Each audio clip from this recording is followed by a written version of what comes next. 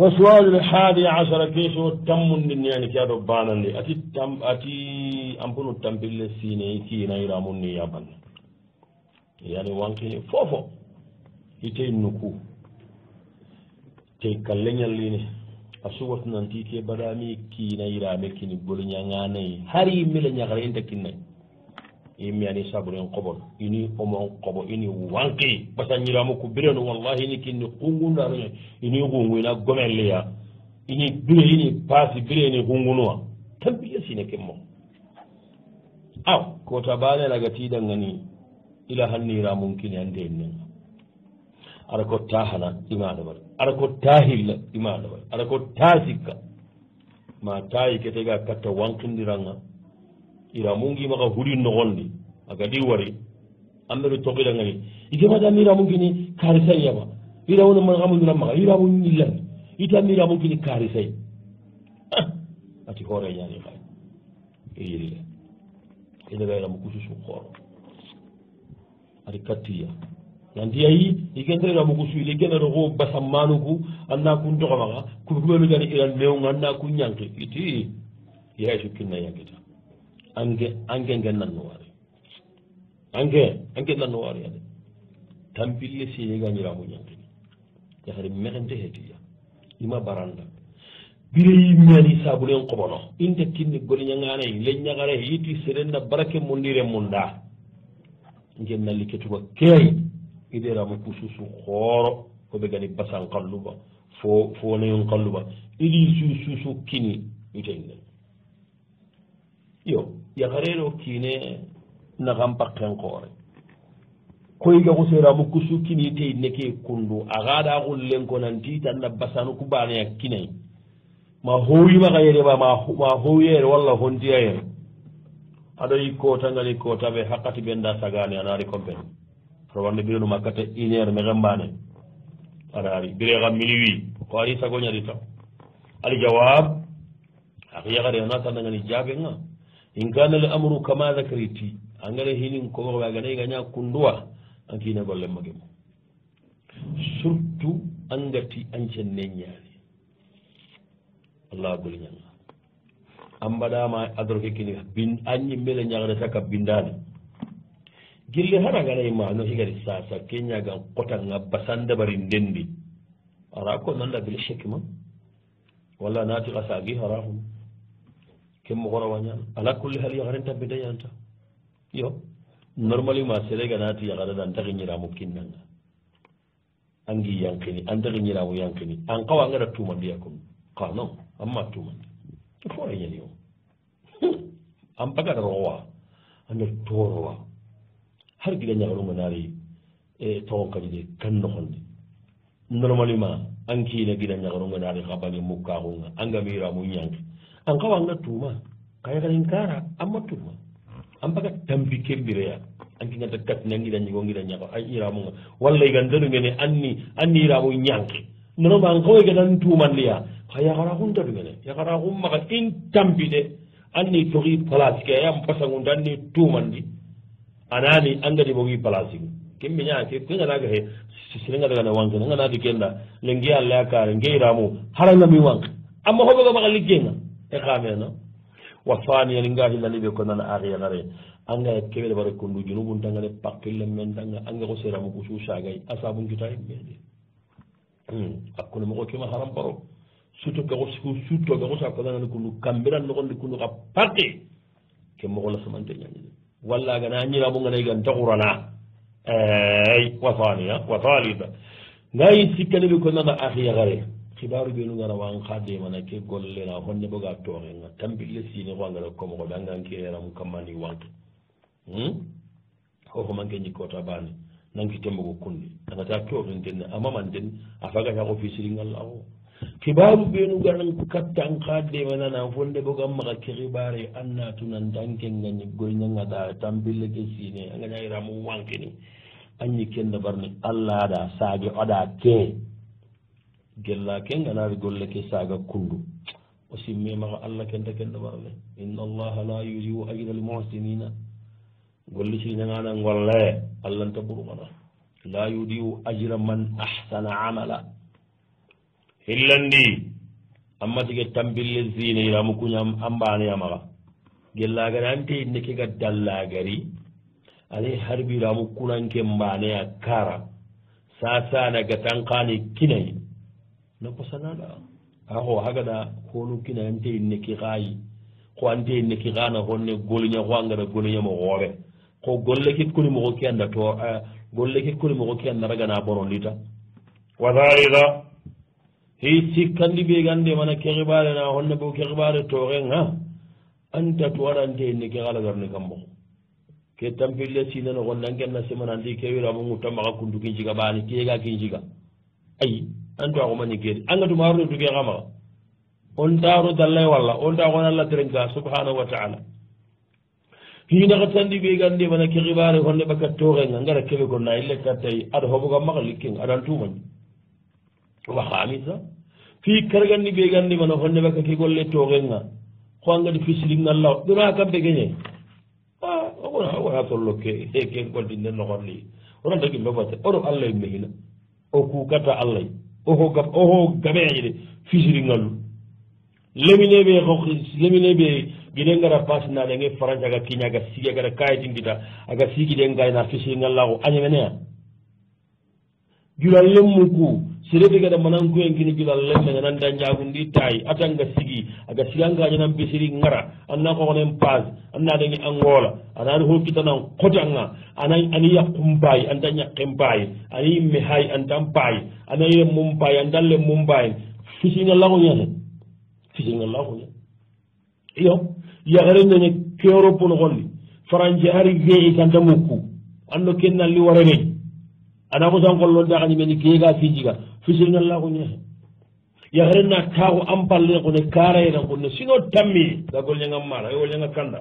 agem pay halle ade ma downtown wala ma nga europe scandinavia kayjo do waran kotan ke gare muni ya ku daga me amakit amelle monju wasara neta agem pay tawnu adi golle adi tambiye anda mo gude anga daari pat anna ko sawa bakki barankahay hono kunni walla yimmea hisingal la ko ñehe wona ko ken kam muta xeñalita amma ko tarde wa sualu thani asara kesi wo tamundo hillandi yala humma gadangen pakkate wara gana bana tongu mugundi ba gaja lemmo igana gaja na tongu mugundi a watelle ba al jawab o yaati akirangani jaaɓenga al asilu anna al haqa yuqal la silingani keɓe sorobana warene onne digamu hina aña deɓugu meɓa aña nogo tanaba kana tongun koli annahu huwa raha bo tongu ke konne tuma e nayati agama tongu men tongun kinay a ɓuccantamurene angama mulli gelli hutuma warandana tongun ga seren maga anda to an kusa bara kinne anda tongun mugundi aranta kan kanna de kaganta alhaalol ñigodoro wa kencigal liini aga dagana serenna tongulla ganna mugundi agani tongu ko mugundi nde jamundu kisiyenga keñade masala ko seredi kalluna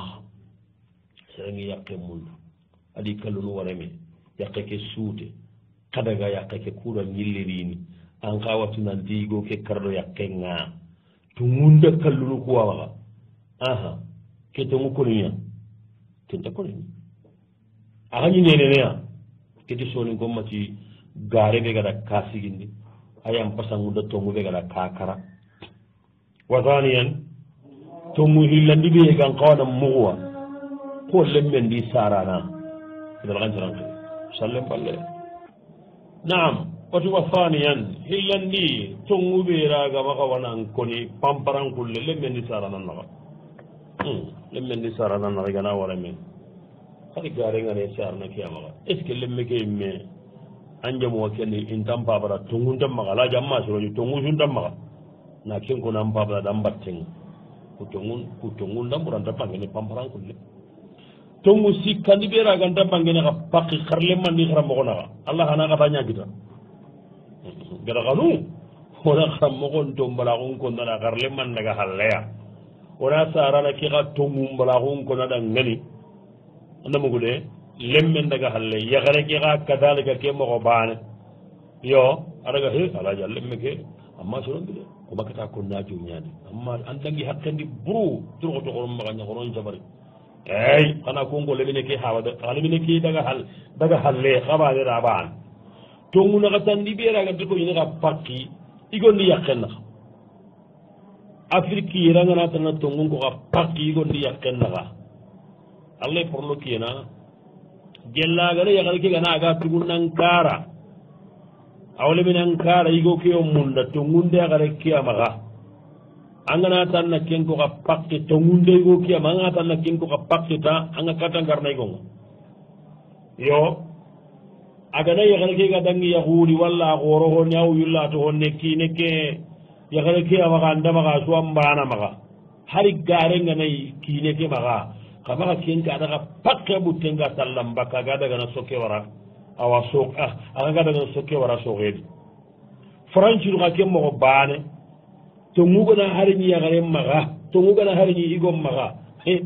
axama igom mboyentene kengoto kigataxaxo kegadi njaragi ti kedi ngetirndi question ngata igadi ndirndi keɓe ñixempene ke mbaneyta ngara détail moxoɓe i yaqe ñilla i halle kumunu karaxa hay kundo ku tongunda mo anaragananami haragana ngatnandi tongunda yaxare ke maxa europe ke ñaganani tongunda yaxare ke maxa maxa tara tongunda maxa angamalahi igo ke hallinan towonta imbimbin kumanga kuɗimenu xawaranu basuntatna tongu ngoriyere ke henanta ñenge amero fitna ñankara gare ɓe gada ka sigindi soningonta a yampasangunta a toxon xaƴide tongu ɓe gada gare ɓe gada ka sigindi a yampasangunta tongu ɓe gada ka kara wa sualu halisa asara kesi wo tamun no sikkandi ñahayati xooduna nankiñe ke bonora xey igu ñaxaru ku sasa europe nu miga saga ñana seren naɗu opére igon naɗu opére na yaxarin cuhunu loduwa na yigun cuhunu mboguduya lew kunciranda musasa allah gana ñigana tuubi gana silamaxu iganara silamaxunni wona yaxaruña kiten kinni yayagani ko hijabun kibare ni xawara walla mona igo ña kiten kinni aljawab wona te andangani jabenga ngey mekenge hohomilla samana kenge ñabaga luutu soro ñaɗo ke golli mexendel kiidi yohi ima opération kende bale igol naadu opéré igun cuhunu mbogu duwa yaxarin cuhunu lo duwa yaxarin xana ke moxo banela bari fa inna lillahi wa inna ilayhi rajiun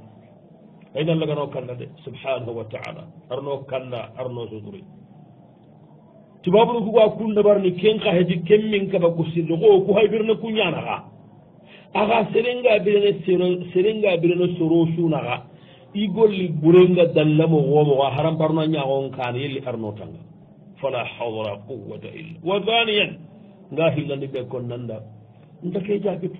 ko ku kama nugana silamaru wona igu ñakkiten ginniya walla yaxaru ñakkiten nan ginniya kesirandamɓe du sere sugani hakkila sirgume an kilungande angana kesirandamɓe tu a ñakkadi yimme o wa suwalu rabi asar question tamunim pay adunaxa tandi atina sittikia i haɓa xana sittikia i haɓa ɗima toro de aɗa gollu wañangimaye a kunni gollu toxinto ñay agami jeeni ye ña garenti fine ima yaxu kega bakka e yille digamunada awa a yille rono ta fana kenga ñana ken nañi kumma matay aro halle xadi ken moxo baane mata aɗaɗi kungira ñigo ña tuhuma ba awa ikun xamani serandambe ke endambe a langandinia koy haɓaren teren kana xomane morawa kalima konno manima yampay mundu katta kalle mbillagarni walla ke toxengimayi de i kumɓe ganaren munga i xa tampintonna maxa siri bo comére sañani a bagasinu gilli maliña garni jaabu bagasinu kundari kotaɓe xa ganade ma bagasinu courant sene hari folomañinne gana manque tan axaɗa fingita tay kum xalle ke heti basu boy kum pabane xo aɗimana xa ke i ganna kitana gannima yampay murunu katta kalle ngarini kenga gemme ɓu aɗa jawab nati yaxara keɗanga wa keɓe konno jaabi ngoɗa allah ñaaga arna maxa gemmere axa sarno kunuxa lemme sugama kori anna jamu ngari an jaranon naxa anna maxa gemme ngari an jaranon naxa wa faniyan nga xillandi ɓe kon nanna ɓangatan pa ɓawo terinkana oɗa munda maxati allah ganay xibare ke ganay kundu waganani ani agara ke yampay mundu sere nanti serna yampimmaxa korintaxu he lemmurantaxu he lemmuraxu he nixuntaxu xa heti du maxayankaye xa hemene urugiye ñana kente iyo kuuɗo maxa gemmenarinaxa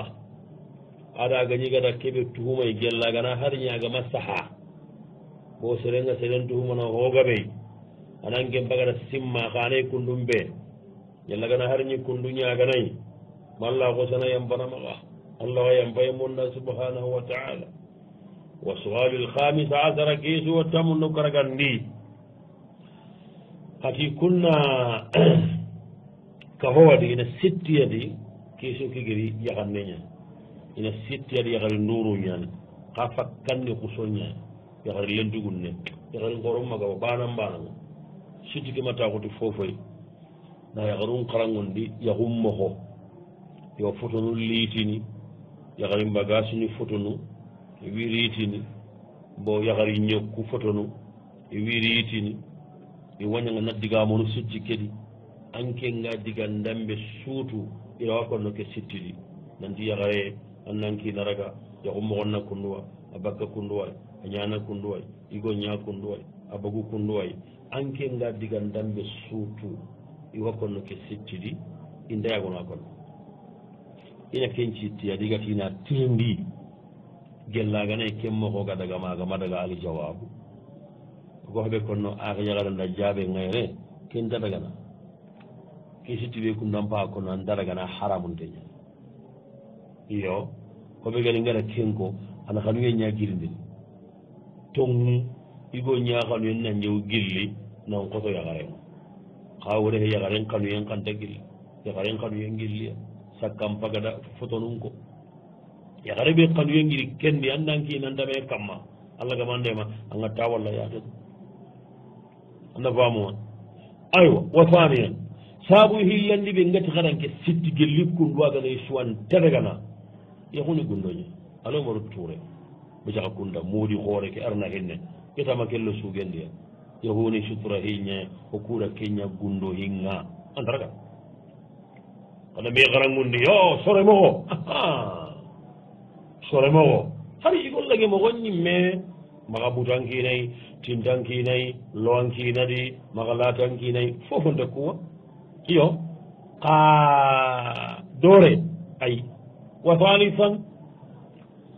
saabu sikkandi ɓe ngatan daragana kudigan xandu ɓene kundan paye kominanti wi konno xama xa marché nanti yaxari nduru ku kudigan xadoro a bakka xamaxa yaxare yegora ku terenkandini kiine yegora ke bakka xa sitti kedi yegora trompene ana ɗenge ko anay mena xayke tadagana wara biyan saabu naxa tandi ɓe ngati xaɗanke gollen daragana o kuɗaɗa heti ke sonin kaxun ni keñeni sonin kaxun te keetu naam o tanda o sonin kalara heti key wo yaxuni gundoña cheikh sonin kara ke ngiga xamana koɓe limina xundi ngara honne ɓe tout yaxarenna yaxun gundon tunuti masala ngeñe adi gida ñakkennamu lim masala kenna tongo walla kawe ñakkenna tongo walla amen ñañaxere ɓe aɗa gañidima yaxanna xundi kenga yaxi a kaane kenna tongo kundi menu ndi menu kana me xarangundi yaxungati wojonu ñedigan digan xanne duna suga teringana xa kumpaya digamo a konna xa xamaxa nanti xa xarangundi ndinia xooxa xay soroñaraga nani xarangundi axay watteña walla yegonu kudigan xannugana falte xamaxa koto kota turungen sugana ku teringa hari dega he turungey awañana turungenga naam jamallagari masibo ñaxay kuwa wa suwalu sadisa asara keesi wo tamunno tumundi ñaxayere ati xaranga sere goy ani xarangondi kandi soxoba qur'an ne le laxidari kena ke ñaxaranga maxa modi lemmeña keta laxidari ke ana xasarngi ɗanganiya angagani fiqisen xarangundini banga kiñe yaxaruyi ke naxum moxonga a waɗagana ɓa yigo kenira qello sen naxum moxondi kunda bani xarangundi aljawab jaɓenga basuntay ana xarangundi yufassir lakunna bi qadri lhaja andañanaxo aɗoygu ngame kamma de xana xarangundaxena digamu ku goori katta xaqe ɓe xaraga famun yaxarintu wanagana ñagano xa kiñen ken naxa xarangundi yaxarintu wanagan dano anaxa xarangundi axa hay surtout a mbañera bane jama ñane ɓasu sunday yagunta dina noon agana kene koɓe gan kawana détaillé ana détaillé kada akana faham wa sualu sabi ashara keesi wo tammundi ñani ke aɗo ñerundi ati yaga banga ɓe ke cross nenogoni hohoga harami itini a gaganden ka harami masala dolo a haramundeña na gaga aga haramunden ati pourquoi hare fare anga tu hare mbaramundeñani ati yendey gene mannaga gagene si a haramundeñana kuma jaɓeni mannaga gagene nankende na tammise ñogomo ey kumma harami kuntiye ñigenea ka fare si kuntiye ndeyigene itiye mbaramu ndeñani mani xani aga daga woni gaga nayi xa haramu ndeñani aljawab wona tanda jaɓe nga munna danani di anayi ige ke gaheti fare oga gagana oma gagado nayiga si oma gagado oda gagado munna tana keɓe galiya anayi kenge heti igeyi nan cetayi ana alli kumutu nan cogotayi munna mbedigey ken dolon gen ka munna handay gellayin golla mayin golla so harami qallu jabi rahimahullah o shuruta bil ma'qudu alayhi qallu jabi gagandi fo kibe anga gagana ida sharti akam taharatun sinna ho me hente ga gaga la kazabulin sobendi khawaraken wa zaytin sirim maga tengaga tanajjasa aga sobi bawo arandaga seneno andronga difa wa intifa'un ay wa shuruta lil ma'qudu alayhi intifa'un igada khoben charti kebe anga kebe na raga na gaga ida sharti akam anyi hosenne ado anyi sorola ga dumu nahanata khallu fergal atilaka muharramin daba be tiyenyi genga harami andara gana anna kengaga ashrafa aga yingi kallen ko fare ado jiba yenga mei anna gaga andara gana ko ati yake degen aga nay nanga nay sasanda gaga hogara siko ora gurushi ne wona ati yenyiga kha hayti yendegen laka muharramin ashrafa andoro ngadi kenda koyna jikebe tiyenyi nga harami munna dana ganani agayi adagona agaga hali ke yimmi agati laka muharramin ashrafa igonu kundi wati na ngani masala ko jarin damarano ga jarinde nyamarna jarinde milene fo gaye nya ko horenga hobeya am parem pay kala anna gaga jarinde gaga anonga to nga jarinde damarano nga bo kulla dumu nahanatay ina kinni jarindo nyay igonati fonday harengaga daga gage andey yenede qamun nahatananay wa su'alu sabi ashara keso tamunni mbay ado nyeronni ikapalle manyan daga wakasi nga amade mi yakhini agari yakhiketa agari wakasi ageta awa yakhari mundini ada diwo ngari diwo amunde na kenya mundu asoro madunge eti pasko abadaga ma yakhi amma ga yakhunjo pati diwo nga kemmanya al jawab jabe nga kalimatu ke diwo anin ke maga gambin konta ke konno tayigo min nanti gambin ta ke konno jaki nyan trompe nyamale mamuku gambin ko khana de diwo nye wa thaniyan ngahi la dibe konno awragana na yaqi ina warana yaqi fofon day pak lemmen ta ken nan di ko jere nya sir la waja kunjo pana yaqari ngore be lemme ngama yaqari de ngada waranga munda ta staqaran da bagan nan karadi fofon day imma kay gon kaba aga ke nyaari amunda wa suwalu thamina asara keso tamunni mbay ado segundi ikina wa franji sino segi yirigi ama kahitin kita itambiya halle idi gubudo nyancha kudo me battenga na khamiye mbogu meyi idi gubudo ndro diga megen tayib kamani mabogi yede itina kenya hitu kenki tenga mo gobe al jawab wonati hohonanga waɗa hakkatoxo mundu xirsuɓenugo terinkana kudigamo gono kon nan coté xa ferenta min goniya bo a kama mbay tuwaxu ña tirindini baane a xillandi sorotanu xana fayda kita tiya ane kumma tirindi a sikkandi wonatunandi sonin kara ke xa kiñoyi anga junga keɓe konno nantan nankinenge téléphone dabarni anga dabarni isumaña ken daragana la ilaha illa allah yagare di men ñagare na xani yembagu meyi allah ngan nenga yagunga saxamonga soninkaxunga anki nana heere ñalli agantarni kiñancoronga annanñahum bagande an pasuke anke ngati ko nantima nayima keñannankina kayitin bindarada arawañana anke gana kayitin murnu allah yo allah na kayitin ginna kawunga allah kutana aha seri suga allah kutana an pajungana tarade amma kan juude awa kayfinterin ka yagare sugana demi ke hindeme allah gamandema harankina ganari halla gamandema labimi change anga dabarne yagaru ɓenuga sakkaro me battega na kanuye mbogu meyi na kanuye mbogu meyi an taɓegana kabante ñani aniya hakke ken dayi nantona karniya mona kadda ay almami ñana hayini agan kawa ando keɓe gan kawa na sakan kamma ke ani halluga jaabi la musahaqatu yagaru ɓenuga kanuye mbakkame yagari nduru jeeni yen pakkandi kama wa o diba xiñiregana ni jugundi ijiti ha dan almami ndorokotenda allah ngannen pakka wa sualu tashi asara keso tammundi mbay aɗo kabundi nde xaye ngana gatu nanti kiina hajun dakiñeni yakkiyenni axala himmarajun cuumu arabarajun cuumunuba haragama sara kiine ke ba wattu nanti kiina hajun dakiñeni yakkiyenni lenki kiina hajun dakiñeni ya lenki axoɗagana nambarajun cuumu ba haragama sara kiine ke aljawabu o nanti yaxada keɗangani jaɓenga ana saray a sarankiinay annabi da kenya ko ñamariyen nogon ante telle yagarega sumunu barajin cuumen nga anani akina wa hadariyen nogondi ama kinen ɗume mundu annabi dan geɗigame sabuda kene amu ñayde agana nkina gan dano aha walla nkina toyintenni aha ka waka ken partatille men dey nanda hajunde kiñenanga anga den duwa a hajunde ana kiñanga igolle oruntoma koy yahorulla parne kota anange magana gigegege masha allah ti yahugie ñana annara gañini gomma pare oɗa xantama koy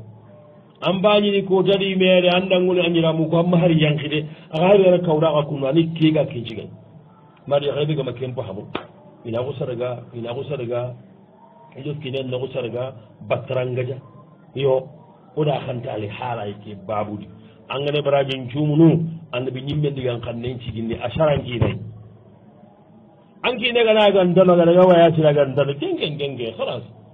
wo suwawiri ishurna keesi wo tambilanni ñahay key atima atina koyirayi go wayi ɓaygana me kuta balakisa annabillahi souleymane alayhi salatu wassalam aɗo yakare keɓe ga takkime yakare keɓe balakisa a bare keɓega dariti ɓegada balakisa bare mbeeri souleymania koni kenga